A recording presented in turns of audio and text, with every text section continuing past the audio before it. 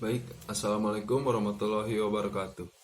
Perkenalkan, saya Givari Dahali dari PJKR kelas 5D FKIP Unsika dengan NPM 18 10 63 10 70 009. Di sini saya akan mempresentasikan resume saya mengenai manajemen sistem dan administrasi olahraga. Yang pertama ada manajemen. Apakah manajemen itu?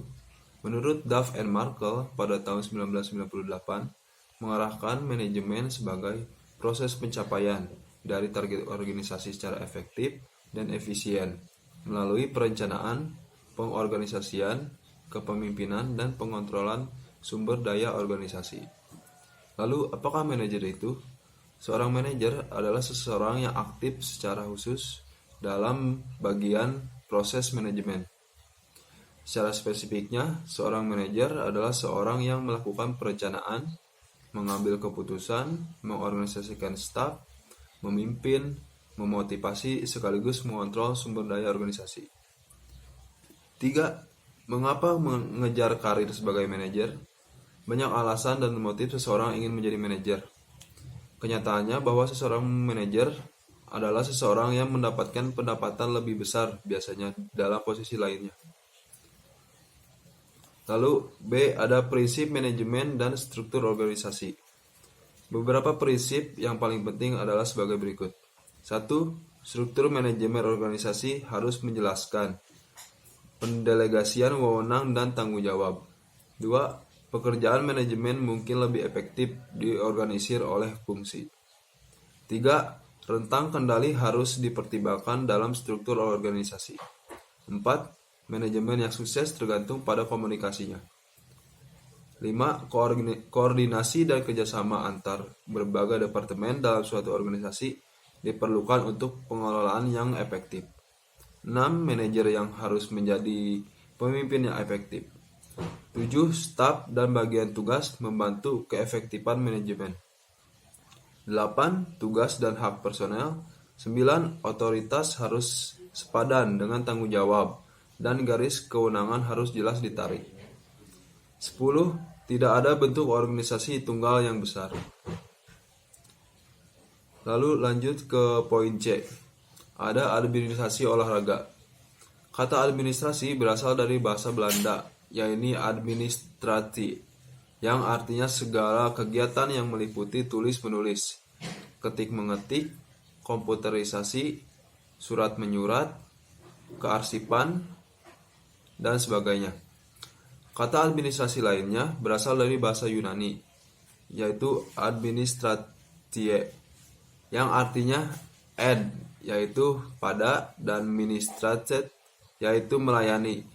Maka kata administrasi berasal memberikan pelayanan. Dari dua pengertian di atas, secara umum dapat diartikan bahwa administrasi mempunyai pengertian pelayanan kegiatan tata usaha kantor.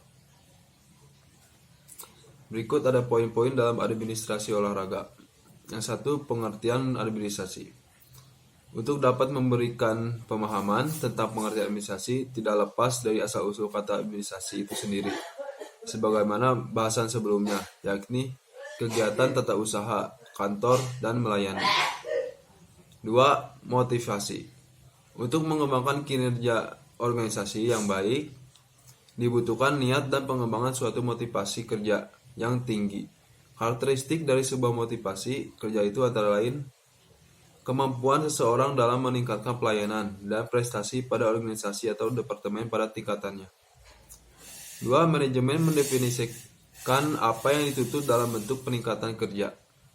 Dan 3. Motivasi dari atas yang menumbuhkan semangat dan keyakinan bersama akan pentingnya perbaikan terus-menerus dalam meningkatkan mutu perusahaan atau organisasi tersebut. Sedangkan definisi administrasi menurut penulis di Indonesia. Menurut Delinggi, administrasi adalah segenap rangkaian perbuatan penyelenggaraan dalam setiap usaha kerjasama sekelompok manusia untuk mencapai tujuan tertentu. Dan menurut Sutarto, administrasi adalah suatu proses penyelenggaraan dan pengurusan segenap tindakan atau kegiatan dalam setiap usaha kerjasama sekelompok manusia untuk mencapai tujuan yang diinginkan. Poin selanjutnya yang ketiga yaitu manajer. Manajer merupakan orang yang berusaha mencapai tujuan maupun keberhasilan melalui usaha dan penemuan orang lain. Adapun tugas penting manajer adalah salah satunya sebagai berikut. Bekerja dengan melalui orang lain. 2. Memadukan dan menyeimbangkan tujuan, menetapkan prioritas apa yang didahulukan. 3. Mempertanggungjawabkan dan bertanggung jawab. 4. Berpikir analitis dan konseptual, dan mediator atau penengah segala persoalan yang ada. Sedangkan kegiatannya yaitu kegiatan pribadi merupakan pengaturan waktu, pengembangan karir, keterlibatan dalam hidup. Teknis pekerjaan yang menggunakan peralatan, pemecahan masalah, dan pengelaksanaan fungsi.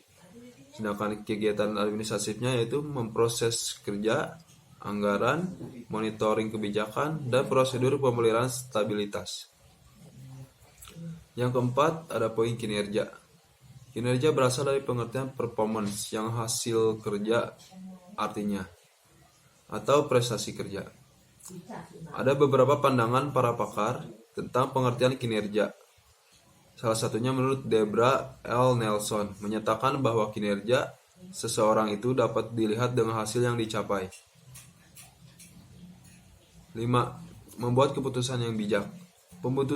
Pembuatan keputusan adalah tindakan menyusun pemikiran seseorang, membuat kesimpulan, dan membuat penilaian atas beberapa pertimbangan ketika menghadapi beberapa pilihan. 6. Faktor-faktor yang mempengaruhi penetapan pemilihan. Banyak faktor atau pengaruh yang datang menghampiri pikiran dan emosi, membuat keputusan ketika ia menghadapi beberapa pilihan. Di antaranya A. Pemahaman, B. Penetapan, C. Semangat, D. Norma-norma kebenaran, dan fakta memiliki arti yang sama atau pengaruhi cara membuat pilihan. E. Informasi yang berupa opini, keyakinan, dan bujukan merupakan bahan dalam proses pembuatan keputusan. 7. Administrasi atau manajemen. Administrasi atau manajemen meliputi perencanaan, pengorganisasian, kepemimpinan, dan evaluasi. Ya, cukup sekian mungkin resume mengenai manajemen sistem dan olahraga yang saya resume dari buku yang ada. Kurang lebihnya mohon maaf. Sekian, terima kasih. Wassalamualaikum warahmatullahi wabarakatuh.